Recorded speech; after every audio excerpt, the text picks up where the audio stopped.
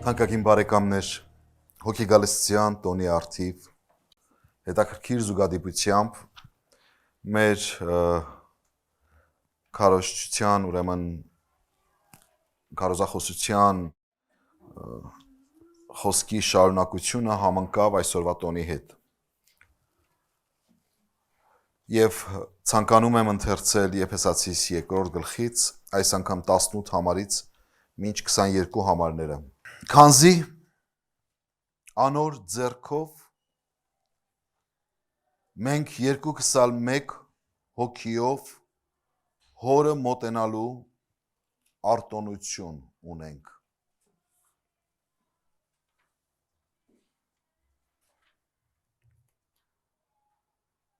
Ուրեմն ալ սրանից հետո դուք օտար ու պանդուխտ չեք, հապա սուրբերին քաղաքակիցները և Աստծո ընտանիքը, առաքյալներին ու մարգարեներին հիման վրա շինված, որին անկյունին գլուխը Հիսուս Քրիստոսն է, որով բոլոր շենքը մեկտեղ հարմարությամբ կազմված կաճի, սուրբ տաճարը կլա Տիրոջմով, որով դուք ալ մեկտեղ կշինվեք Աստծո բնակարան ըլլալու Սուրբ Հոգով։ Ամեն։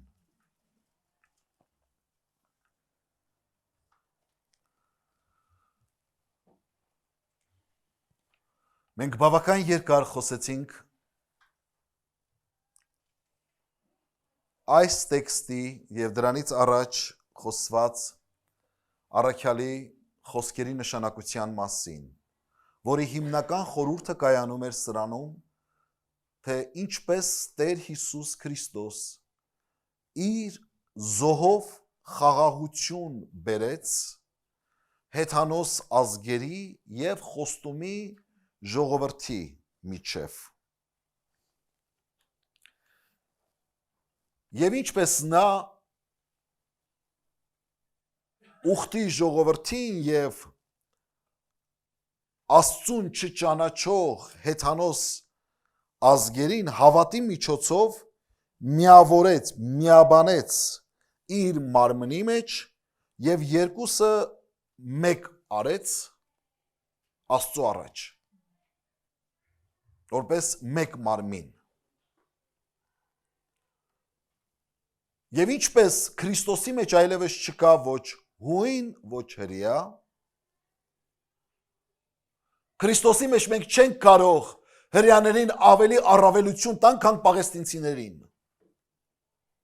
Եվ ես ապշում եմ բոլոր այն քրիստոնյաների վրա, որոնք որ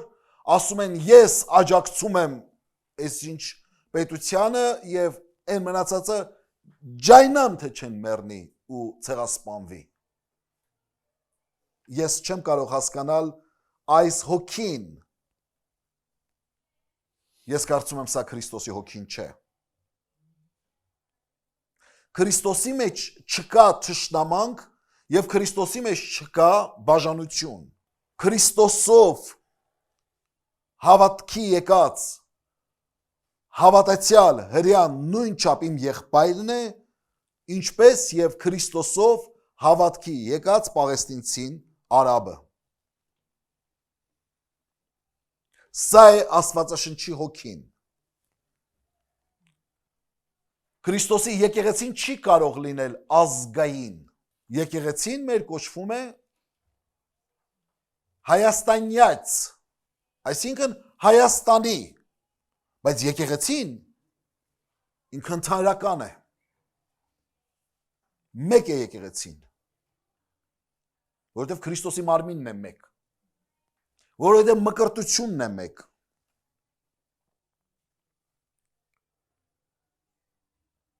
Այս մեր կարդացած հատվածում Պողոս առաքյալը խոսում է, թե ինչ եղավ հետևանքը այդ գործի։ Ինչ եղավ հետևանքը Քրիստոսի արած գործի։ 18-րդ խոսքն ասում է. քանզի նրա ձեռքով մենք երկուքսալ մեկ հոգիով հորը մոտենալու արտոնություն ունենք։ Երկուքսալ ասելով նկատի ունի եւ խոստումի ժողովուրդը եւ հեթանոս ժողովուրդները, երկուքսալ մեկտեղ հորը մոտենալու արտոնություն ունենք, արտոնություն նշանակում է իրավունք ունենք։ Եթե այդ իրավունքը առաջ վերապահված էր միայն այսպես կոչված ընտրյալ ժողովրդին, բայց միջնորդով, այժմ Հիսուս Քրիստոսի կատարած զոհի միջոցով այդ իրավունքը վերապահված է բոլորին, բոլոր ազգերին, բոլոր ժողովուրդներին, իրեն հավատացող։ Իրավունքն է վերապահված։ Բայց այստեղ կարևոր մի խոսք է օգտագործում Պողոս առաքյալը, որին ցանկանում եմ ուշադրություն դարձնել։ Ասում է. «Քանզի անոր ձեռքով մենք երկուքսալ մեկ հոգով, մեկ հոգիով հորը մոտենալու արտոնություն ունենք»։ Իրավունքը տրված է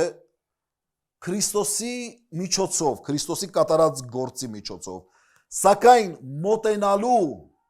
կարողությունը տրված է մեզ հոգով, Սուրբ հոգով։ Սա մենք պետք է կարողանանք հասկանալ, գիտակցել եւ տարանջատել։ Իրավունքը, իրավական ակտը կնքված է։ Քրիստոս ձեռք բերեց այդ իրավունքը եւ տվեց մեզ այդ իրավունքը, սակայն դա պրակտիկապես, գործնականապես կարելի է, հնարավոր է միայն Սուրբ հոգով, որի մասին ցանկանում եմ խոսել այսօր։ Սուրբ հոգու դերը քրիստոնյաներիս կյանքում մենք հիմնականում սահմանափակում ենք այս մի քանի գործառույթներով։ Մենք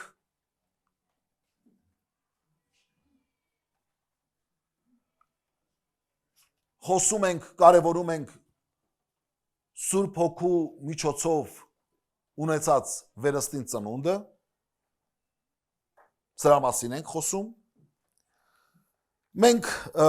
Սուրբ հոգու դերի մասին խոսելով շեշտում ենք, որ նա տալիս է մեզ զորություն, ինչպես Տեր Հիսուսն ասեց, որ զորություն պիտի առնեք եւ իմ համար վկաներ պիտի լինեք։ Այդ զորությունը արտահայտվում է ծառայության մեջ,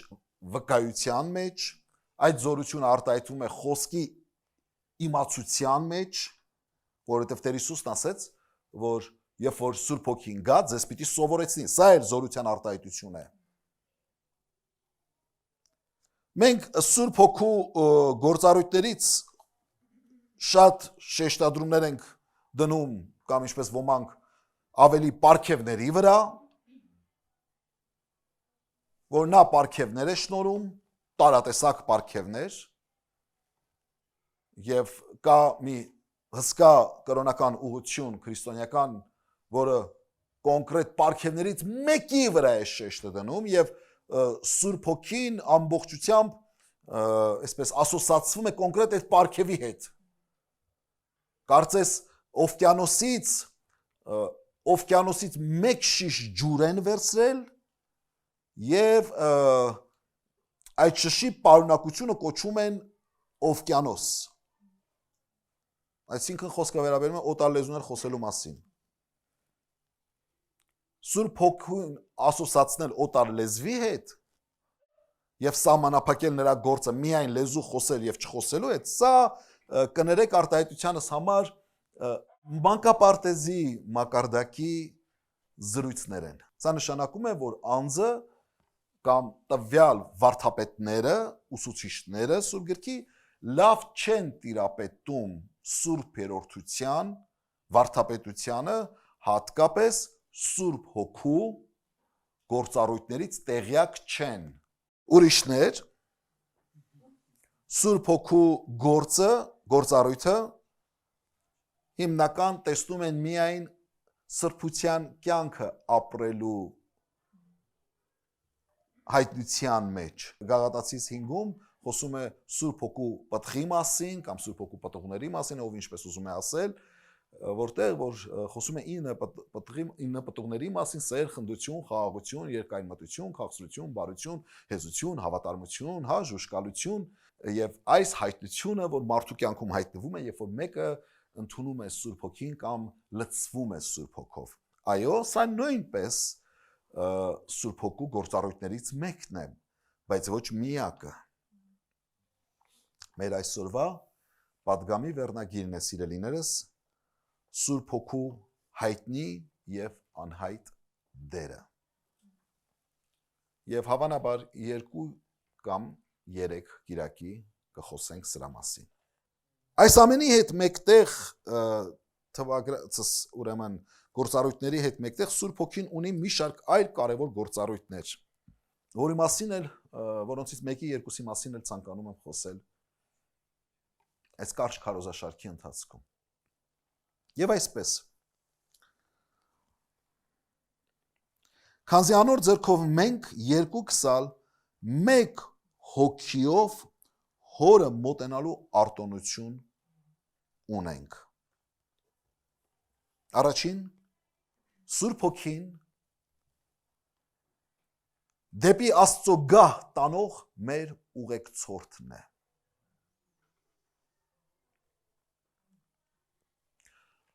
Արտոնությունը շնորհված է մեզ Հիսուս Քրիստոսի կատարած գործի միջոցով։ Սակայն ուղեկցորդը դեպի այդ գահը Աստծո ներկայության մեջ առաջնորդողը, տանողը, բերողը մարդուն Սուրբ Հոգին է։ Մեկը չի կարող Աստծո ներկայության մեջ մտնել առանց Սուրբ Հոգու առաջնորդության։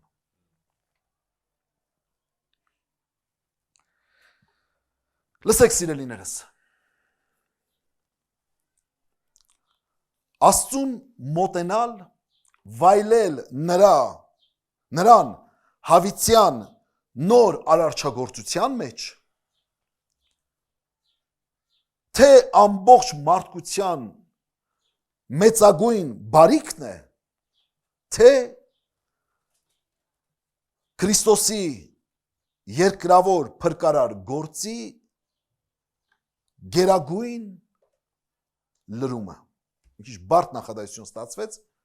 հիմա կգանք նորից։ Սա կարևոր է իմանալ։ Այսպիսով, Աստծուն մոտենալը ու նրա ներկայությունը վայելելը նոր արարչագործության մեջ մարդկությանը տրված մեծագույն բարիքն է։ Չկա ավելի մեծ բարիք, քան Աստծո ներկայությունը վայելելը։ Եվ սա Քրիստոսի երկրավոր կյանքի գործի կարևորագույն առաքելությունն էր, որ նա ձեռք բերեր այդ իրավունքը եւ շնորհեր մեզ։ Որ եկեղեցին եք գնում, դա լավն է, դա վատն է, դա սենց է։ Իմ համար դա կարևոր չի։ Իմ համար կարևորը, որ Քրիստոս ձեռք բերեց այդ իրավունքը, որ իմ նման մեղավոր մարդը, իմ նման կորսված մարդը, մեր նման կորսված մարդկանց տվեց, շնորհ արեց, ողորմություն արեց, որ մենք Աստծո ներկայության մեջ մտնելու իրավունք ունենանք եւ վայելենք նրա սուրբ ներկայությունը։ Աստծուն մոտենալու իրավունքը, ինչպես ասացինք, ստացանք Հիսուս Քրիստոսի կատարած զոհի շնորհիվ։ Առաջին Տիմոթեոս նամակի մեջ 2-րդ գլուխ 4-6 համարներում կարևոր մի խոսք է ասում Պողոս առաքյալը, ասում է մեկ միջնորդ կա մարդկանց եւ Աստծո միջև, Հիսուս Քրիստոս մարդը։ Իսկ ուրիշ կամուրջ դեպի Աստված, դեպի Աստծո գահը տանող գոյություն չունի։ Ոչ քահանաներ են, ոչ եպիսկոպոսներ են, ոչ չգիտեմ հովիվներ են, ընդհանրապես մարդու եւ Աստծո միջև որևէ մեկ միջնորդ չկա, բացի միայն Հիսուս Քրիստոսից։ Այդ իրավունքը իր զոհով, իր սրբակենցաղ կյանքով վաստակել է մենակ Տեր Հիսուս Քրիստոսը։ Մարդ արարածը երբեք չէր կարող վաստակել այդ իրավունքը, որովհետև ամեն մարդ մեղավոր է եւ ամեն մարդ մեղքի դատապարտության տակ է գտնվում։ Միայն Տեր Հիսուս Քրիստոս լինելով Աստծո անմեղ գառը, որը օրենքը կատարեց, եւ նա ասաց, ես չեկա օրենքը քանդելու համար, եկա կատարելու համար։ Օրենքը կատարեց, օրենքի վերապահած բոլոր անեծքները օրինախախտերին ուղված ինքը օրենքը կատարելով սուրբ գտնվեց օրենքի առաջ, բայց իր վրա հոժարակամ վերցրեց մարդկության մեղքը եւ այդ մեղքի համար նախատեսված անեծքը, մահվան անեծքը ինքը կրեց, որպեսզի ինձ եւ քեզ ազատի, փրկի եւ իրավունք տա վերապահի Աստծուն մոտենալու։ Սա է նշանակում միջնորդությունը։ Եվ Աստված ընդունեց այդ զոհը։ Ասում եմ մեկը երկինք չելավ, այս միայն մարդու որդին, որ երկինքն է։ Որևէ մեկը նախքան Հիսուս Քրիստոսը երկինք Աստծո ներկայության մեջ երկինքի գահ չի բարձրացել։ Մակարցնեք, բայց Քրիստոսից առաջ մահացած սուրբեր ուր էին գնում, սա ուրիշ հարց է։ Մի օր կխոսենք սրա մասին։ Բայց ոչ երկինք։ Եղիան ու Ենով քուր գնացին, կառքով ելան վերև, առաջին երկինք, ոչ երրորդ երկինք։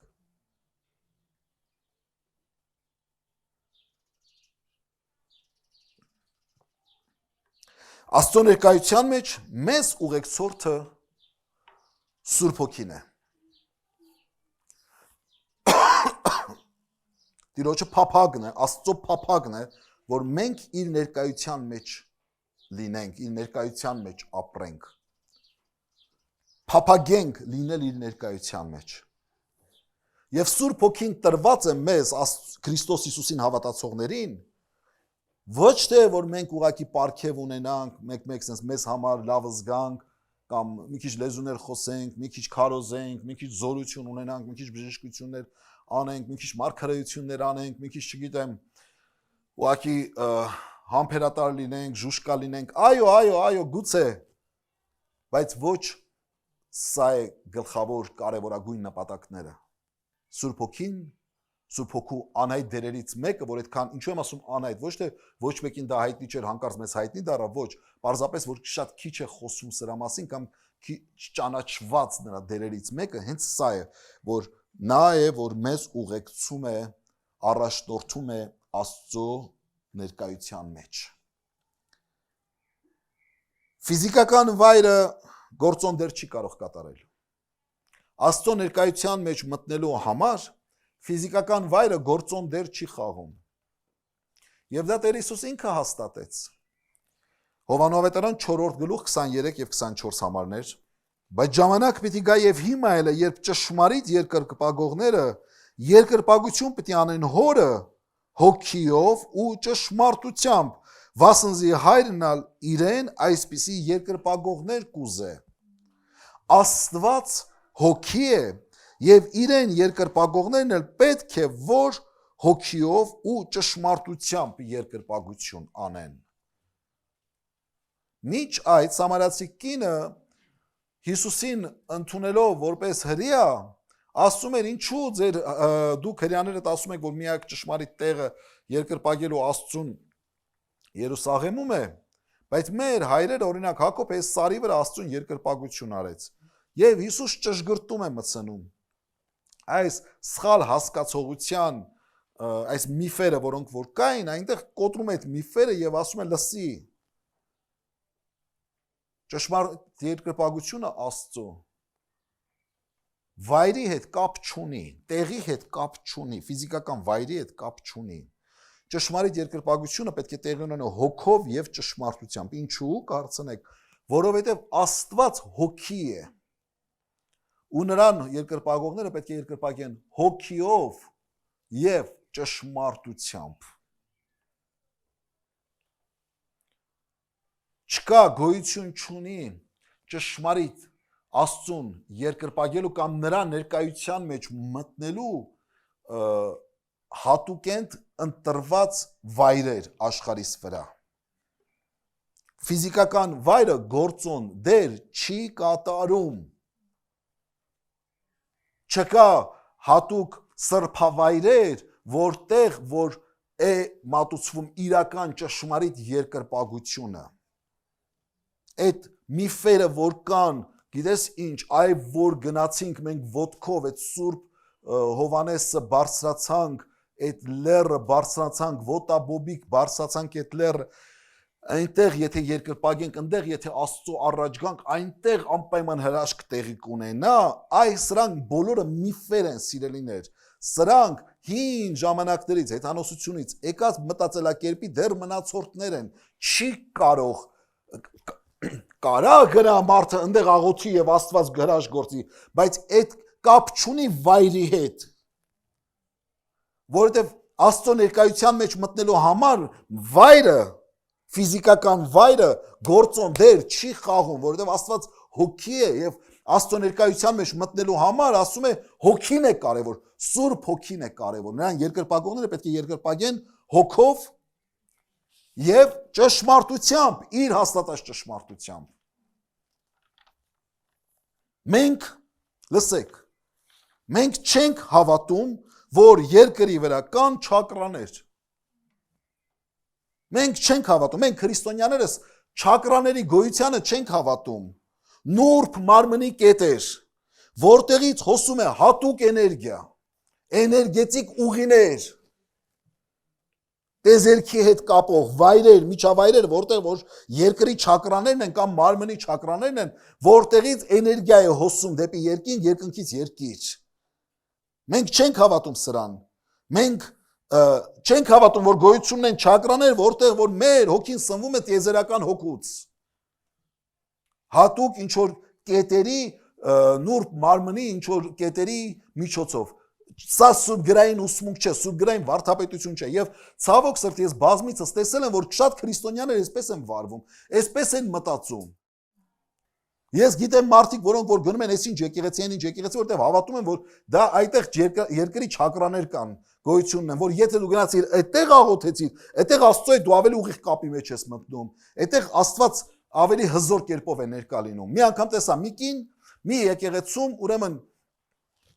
երթիկի տակ, լույսի տակ կանգնած էր եւ ձեռքերը սենց արած։ Գեղեցիկ տեսարաններ կարել էր նկարել։ Կողքի ընկերուհին ասաց, ի՞նչ է, ինչ ես զգում, ասաց, թող հետո կասեմ, վերջ, այսի չէ, սրան զրույցը պետք է լսեմ։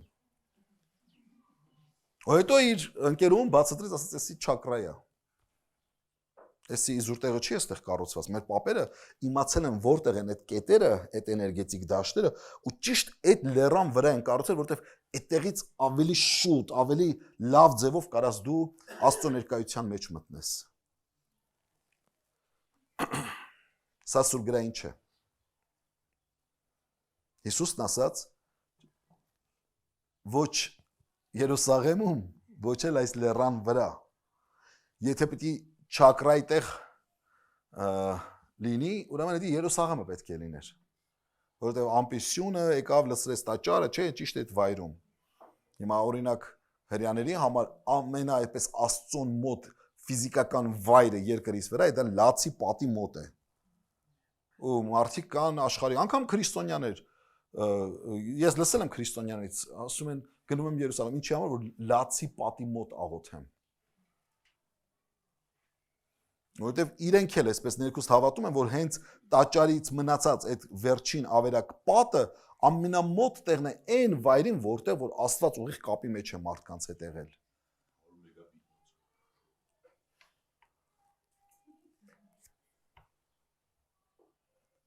Ուր որ իմ անունով կհավաքվեն 2 կամ 3 հոգիներ, ես այնտեղ ներկա եմ, Հիսուսն ասաց։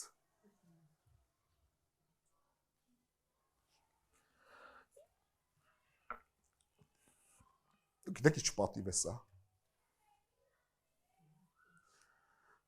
Դուք գիտեք ինչ պատիվ է սա։ Սա քանդում է կռապաշտության, պաշտամունքային ամբողջ համակարգը։ Նա պատվում է քեզ քո գտնված վայրում, եթե դու Սուրբ Հոգիով, Սուրբ Հոգու մեջ նրա ներկայությունն ես փնտրում։ Նա խոստանում է, որ այդ ներկայությունը ապահովելու է։ Գիտելիքների հարուստ պաշարը գործոն դեր չի խաղում։ Աստծո ներկայության մեջ մտնելու համար գիտելիքների հարուստ պաշարը գործոն դեր չի խաղում։ Ոմանք կարծում են, որ եթե շատ գիտեն, շատ են կարդացել, շատ են անգիր սովորել, շատ գիտելիքներ ունեն, հոգևոր, աստվածաբանական, աստվածաշնչյան, անգիր գիտեն, իրենք Աստծո ներկայության մեջ ավելի այսպես հեշտ կմտնեն, ավելի իրանք Աստծոն ավելի մոտ են եւ այլն։ Երկրորդ Կորինթացիս 3-րդ գլուխ 6-րդ համարն ասում է, որ մեզ հարմարացրեց նոր կտակարանի պաշտոնյաներ լինելու ոչ թե գրի, հապա հոգին, վասնզի գիրը սպանում է, բայց հոգին կապրեցնե։ Մեզ հարմարացրեց նոր կտակարանի պաշտոնյաներ լինելու ոչ թե գրի, այլ հոգի, որովհետև գիրը սպանում է, բայց հոգին ապրեցնում է։ Գրի գիտությունը չէ, որ մարդուն տանում է Աստծո ներկայության մեջ։ Գրի գիտությունը ունենալը կարևոր բան է, լավ բան է, որ լոկ զգացական դաշտով չապրես։ Սա հողմերից, քամիներից տատանվելու ես, եթե գիտություն չունես։ Բայց գիտությունը չէ, որ մարդուն առաջնորդում է դեպի Աստծո ներկայության վայր։ Եհովայի վկաները հավատում են, որ գիտությունն է մարդուն մոտեցնում Աստծուն։ Պետք է շատ կարդաս, շատ սերտես, շատ իմանաս, որ Աստծուն մոտենաս, Եհովային մոտենաս։ Սա մոլորություն է։ Գիրը չէ մոտեցնում, այլ հոգին։ Հոգով մոտենալու արտոնությունը մեզ տրված է Քրիստոսով, բայց մոտեցնողը հոգին է, Սուրբ Հոգին է։ Աստված Սուրբ Հոգին մեզ տվեց, որ մենք իր ներկայության մեջ ապրելու հնարավորություն ունենանք, որ մենք մտնենք նրա ներկայության մեջ։ Կարաս շատ իմանաս, մեկը կարա շատ իմանա, խոսքը շատ լավ իմանա, բայց Աստծո ներկայությունից զուրկ կյանք ապրի։ Հավատացնում եմ ձեզ։ Շատ եմ տեսել։ Գլուխը մեծ, հոգին դատարկ։ Գիտելիքներով լի, բառապաշարը հարուստ, բայց Աստծո ներկայությունից զուրկ։ Աստծո փափագը այն չէ, որ քո գլուխը ուռած լինի։ Աստծո փափագը այն է, որ սիրտդ լի լինի իր ներկայությամբ։ Դրա համար է տրված մեզ Սուրբ Հոգին, որ մենք շարունակ փափագենք իր ներկայության մեջ լինել։ Երրորդ, Տիրոջը համար ֆիզիկապես շատ չարչարվելը գործոն դեր չի խաղում։ Շատերիս թվում է, որ եթե ես Տիրոջը համար շատ վազեմ, շատ չարչարվեմ, շատ ծառայեմ, շատ գործ անեմ, Աստծո համար շատ չարչարանք կրեմ, դա ինձ իր ներկայության մեջ է բերելու։ Ես տեսել եմ շատ քրիստոնյաների, որոնք որ Տիրոջը համար շատ վազում են, շատ ծառայում են, բայց հոգեպես սպառված վիճակում։ Կարծես Տիրոջը ներկայությունից զուրկ։ Որովհետև Աստծո խոսքն ասում է Զաքարիա 4-րդ գլուխ 6-րդ համար, մեզ քաչ ծանոթ համար է, Զաքարիա 4:6 ասում է ուժով չէ, զորությունով չէ, այլ իմ հոգիով է։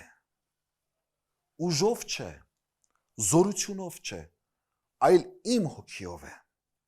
Մեկ դեպք էլ հիշենք Ղուկասի ավետարանից 10-րդ գլուխ 39-ից 42 համարներ։ Ժամանակը խնայելու համար չընթերցեմ, բայց հիշեցնեմ պատմությունը։ Հիսուսը հյուրընկալվել էր երկու քույրերի տանը, Մարիամի եւ Մարթայի տանը։ Մարթան զբաղված էր հյուրընկալությամբ, ճաշ պատրաստելով, խոհանոցային գործերով, նա ցանկանում էր այդպիսով պատված լիներ Հիսուսին, հարգած լիներ Հիսուսին։ Եվ միառժամանակ իր քույրը Մարիամը Հիսուսի ոտքերի մոտ նստած լսում էր նրան, լսում էր նրա խոսքերը։ Մարտային սա շատ բարկացրեց։ Ինչու՞, որովհետև նա ամեն կերպ ուզում էր իր տան այս պատվարժան հյուրին Հիսուս Քրիստոսին պատված լիներ, խոհանոցային իր գործը անելով, ճաշ պատրաստելով այս եւ այս, եւ տեսնում էր թե ինչպես անգործի պես իր քույրը նստած է Հիսուսի ոտքերի մոտ։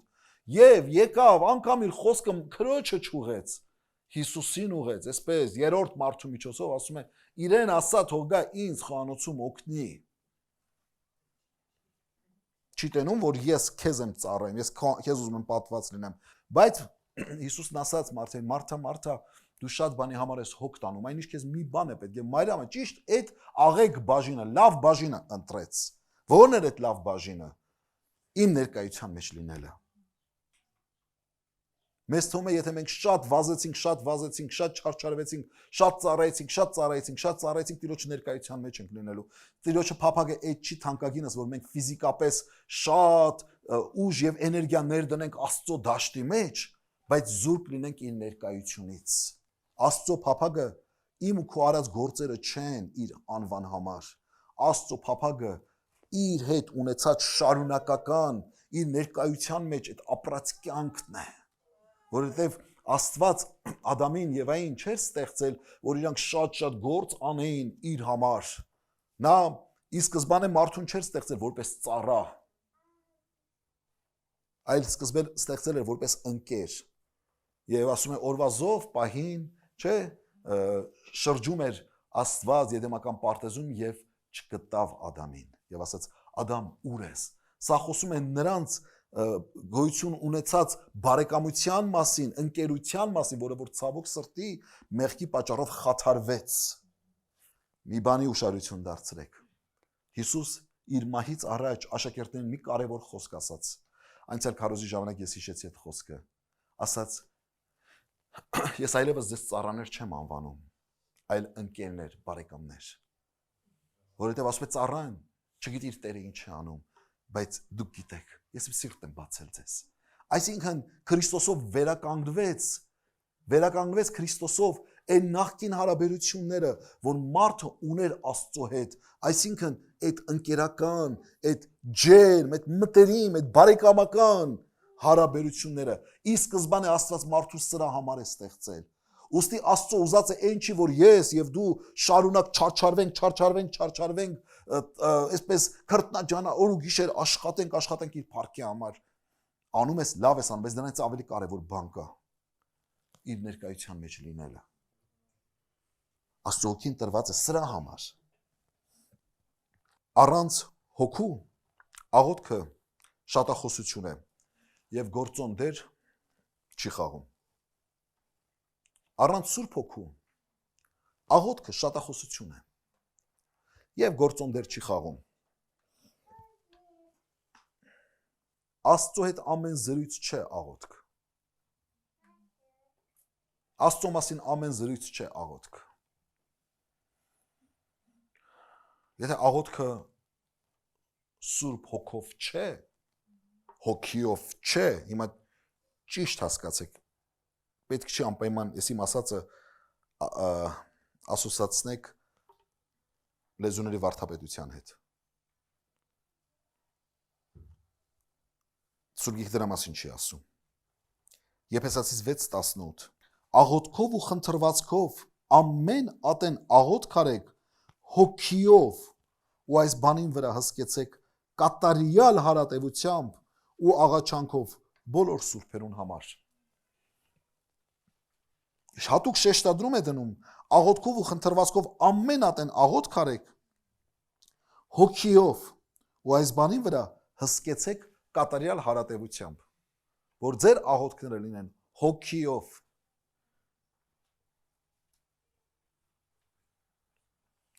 Շատ հավատացյալներ աղոթք են անում, որի մեջ հոգին չկա։ Հոգին չկա, որովհետև դա լոկ չոր ու ցամաք զրույց է։ Զրույց չի, չոր ու ցամաք խոսքերի արտահայտություններ են, որտեղ հոգու ներկայությունը չկա, բացակայում է, որտեղ դու զգում ես, լսում ես ու զգում ես, որ այնտեղ խոսակցություն չկա Աստծո հետ, որտեղ եթե Աստծո հետ խոսակցությունը լիներ, այդ խոսքի որակը այլ կլիներ, այդ խոսքի արտահայտման ձևը այլ կլիներ, խոսքի մեջ հոգին կլիներ, հոգու մեջ կլիներ խոսքը։ Ես գուցե չկարողանամ ավելի լավ այս ամեն ինչը բացատրել սիրելիներս, բայց այս փորձառությունը ունեցողը կհասկանա ինձ, որոնք են չոր ու ցամաք անհոգի աղոթքները, որոնք լոկ բառերի կրկնություն են, բայց ոչ հաղորդակցություն Տիրոջը հետ։ Հոգով աղոթքի մեջ կարա ընդհանրապես բառ էլ չլինի, կարա ընդհանրապես բառ էլ չլինի, կարա ընդամենը հառաչանք լինի, կարա ընդամենը լռություն լինի, բայց աղոթք լինի այնտեղ, որովհետև հոգու մեջ է, և այս հոգու մեջ եղած աղոթքներն են, որոնք որ փառավորում են Տիրոջը, այս հոգու մեջ եղած աղոթքներն են, որոնք որ Աստծո ականջին լսելի են դառնում, Աստծո ներկայության մեջ բերող աղոթքը միայն Սուրբ Հոգով եղած աղոթքն է, որ դու հասկանում ես, որ ոչ թե Աստված քո չոր ու ցամաք բառերը պետք է լսի, այլ ապավինում ես այն հոգուն, որ քո մեջ է, և այդ հոգով ես խոսում նրա հետ։ Շարունակենք։ Զգացական և էքստազիկ վիճակի մեջ հայտնվելը գործոն դեր չի խաղում։ Անկառավարելի զգացական, մարմնական, այսպես վիճակների մեջ ընկնելը չի խոսում, որ դու Աստծո ներկայության մեջ ես։ Շատերի համար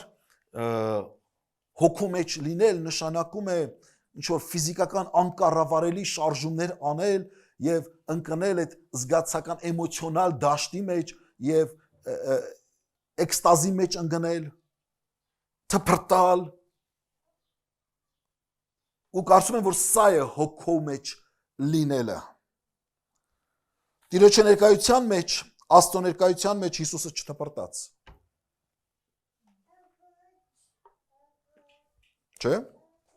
Տեղ հիշում եք, որ Հիսուսը Աստծո ներկայության մեջ թփրտում էր։ Մեջքի վրա ընկնում էր։ Կա տենց տեղ գրված։ Կա մի տեղ, որ Հիսուսը հորը աղոթք էր անում և նա գետնի վրա թավալվում էր։ Կա այդպեսի մի տեղ։ Չկա։ Հովհաննես Մկրտիչը հոգով տարվեց անապատ, հոգով քարոզեց։ Որևէ մի տեղ տեսաք, որ Հովհաննես Մկրտիչը ընկներ էքստազի մեջ։ Ոչ։ Իսկ Պետրոսը, երբ որ Սուրբ Հոգին առավ, Սուրբ Հոգով լցվեց, այդ 5000 հոգու առաջ ընկավ գետին, թփրտաց։ Հա։ Եթե հոգու հայտնությունը Աստծո ներկայության մեջ մտնել էդի թփրտալն էր, ահավասիկ թող թփրտար, չարեց։ Իսկ Պողոսը, ոչ էլ Պողոսը։ Իսկ Հովհաննես առաքյալը կկարդանք այդ հատվածը, մեռածի պես ընկավ նրա ներկայության մեջ, երբ որ հոգիով հոգին տարավ նրա ներկայության մեջ, բայց խելքը տեղն էր, խոսած, զրուցեց, անկառավարելի վիճակի մեջ չէր, ոչ էլ ինչ-որ մեկը հետևից մեջ կբռնել էր, որ չընկնի գլուխը ջարդի։ Եթե Սուրբ Հոգուց է, թողեք թող ընկնի։ Ոչինչ թող գլուխն էլ ջարդվի։ Սուրբ Հոգին չգիտի։ Եթե Սուրբ Հոգին է իրան բերել այդ վիճակի մեջ հասցրել, ինչու եք խանգարում Սուրբ Հոգու գործին, թողեք մարդը ընկնի, գլուխն էլ կջարդվի, չի ջարդվի, դա Աստված թող որոշի։ Բայց ինչ որ մեկը միշտ կանգնած է, որ Սուրբ Հոգու գործերը սահմանափակի, որ ինքը ընկնելուց հետևից բռնի։ Սա էմոցիոնալ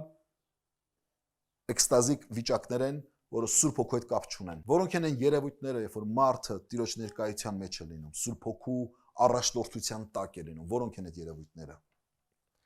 Գործք Առաքելոց 4:31 Երբ անոնք աղոտ քրին շարժվեցավ այն տեղը, ուր հավաքված էին եւ ամենքն ալ Սուրբ Հոգով լեցվեցան ու Աստծո խոսքը համարձակ կխոսեին։ Երբ որ մեկը Աստծո ներկայության մեջ է, երբ որ մեկը Սուրբ Հոգով առաջնորդված Տիրոջը ներկայության մեջ է, լսում եք, երբ որ մեկը Սուրբ Հոգով առաջնորդված Տիրոջը ներկայության մեջ է, նրա մեջ այրվում են, ոչնչանում են մարդկային վախերը։ Եվ նա համարձակությամբ սկսում է Քրիստոսը վկայել, որի համար կոչված է նա։ Այդ լեզուներն էլ տրվել են, որպեսզի նրանք վկայեին, քարոզեին, խոսեին։ Այս է նշանակությունը լեզուների։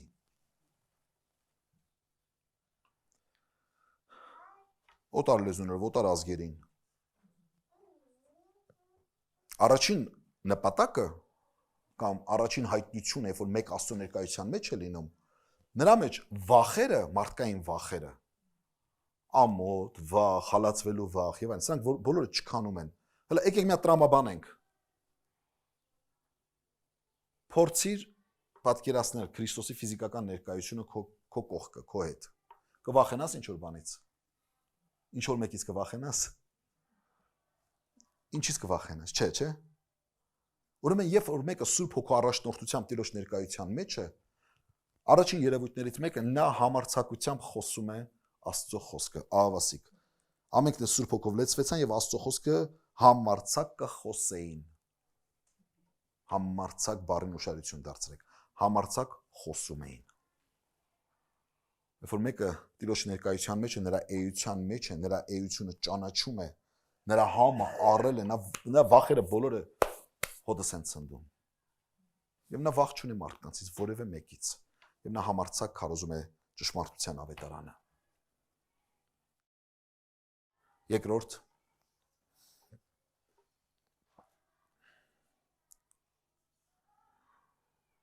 Գործք առաքելոց 10:38 Հիսուսի մասին է խոսում։ Լսեք, Գործք առաքելոց 10:38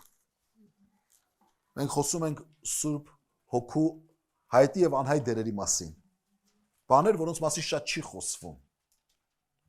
Հիսուսը, որ Նազարեթեն էր, որ Աստված օծեց Սուրբ Հոգիով, լսում եք, եւ զորությունով, որ պտտեցավ բարիք ընելով ու սատանային բոլոր տանջվածները բժշկելով, քանզի Աստված իրեն հետ էր։ Աստված Սուրբ Հոգիով օծեց նրան, եւ քանի որ Աստված նրա հետ էր, ինքը ինչ էր անում։ Բարիք էր անում։ Նորից կարդանք.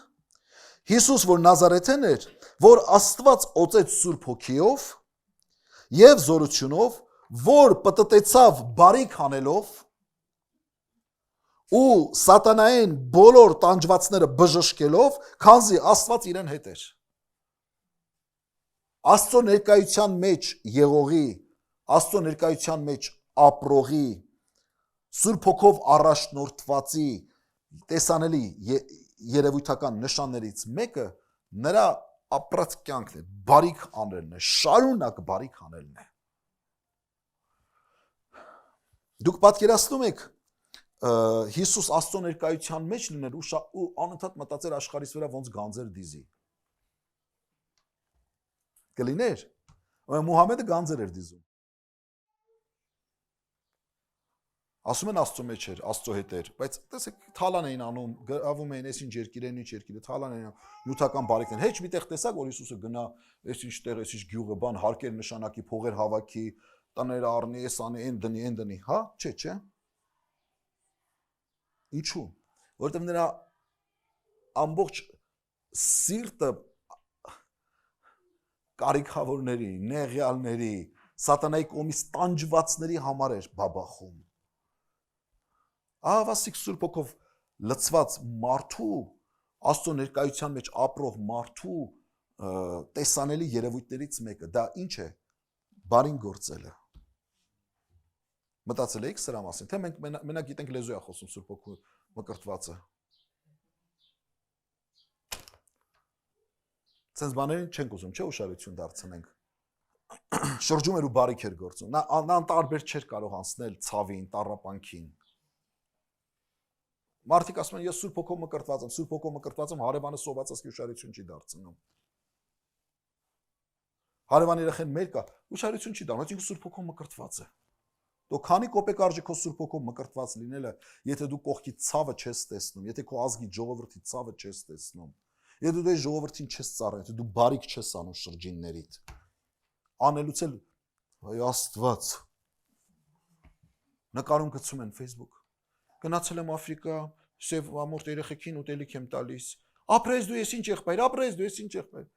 Այդ թատրոնը ում համար եք սարքում, անում ես, լավ ես անում, խեսվել կամերայով նկարում գցում էստեղ այնտեղ։ Աստծո համար ես անում, թե սպոնսորներիդ համար ես անում։ Ում համար ես անում։ Ու էս միամիտները։ Ապրես եղբայր, ապրես, մեկը չի ասում։ Տղա ջան ամոթա։ Հիսուսն ասեց աչքդ տալիս է ձախդ չիմանա ինչքան տվեց։ Էս ինչ ես հանրայնացրել։ Հետո էլ Ծառուկյան Գագիկին էիք ասում։ Մարդը գոնե իր քաղաքական նպատակների համար կամ անկեղծ բարի սրտից էր, ինչից էր մարդը անում էր, ինչ որ էր։ Դուք էլ դառնում եք թազա Ծառուկյաններ եք դառնում, հոգևոր շրջանակի մեջ։ Նկարում են, նկարելա, բանը, սև երեխեքին ուտելիք է տալիս, պեչենի է տալիս ուտել։ Ամոթ ձեզ։ Ամոթ ձեզ։ Քանի հազար արցախցի եկավ ստեղ օգտություն ստացավ, մի օր չնկարեցինք, միտեղ գցենք, ցույց տանք, որ մարդիկ ված չզգան իրենց։ Իրենց արժանապատվությունը խեք գետնին հավասարացնում։ Թե որ ինի սևամորտ երեխա է, նրա արժանապատվությունը կարելի է գետնին հավասարեցնել։ Մի արեք, չի կարելի։ Ամոթ է։ Սա Սուրբ Հոգով լցված մարդու արարք չի։ Սա սեփական անձը գովազդելու երևույթ է։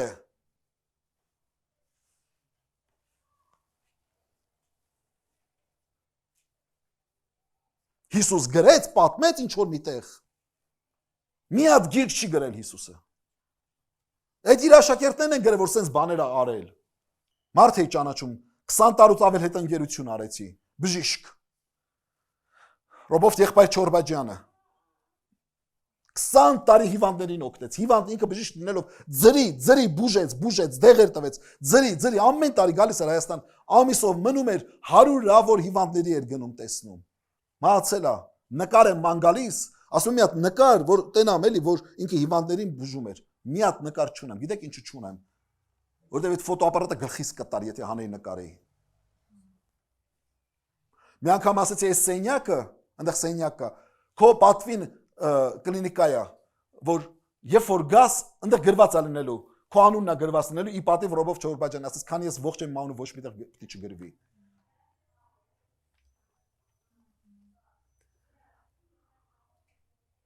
Էսա քրիստոնյան։ Էսա քրիստոնեական հոգին։ Դուք հասկանում եք, հիմա սա ձևափոխվել է, սա դեգրադացվել է, ու այս աննորմալը նորմալ է ընդունվում, թանկագիններս, էս է իմ սրտի ցավը։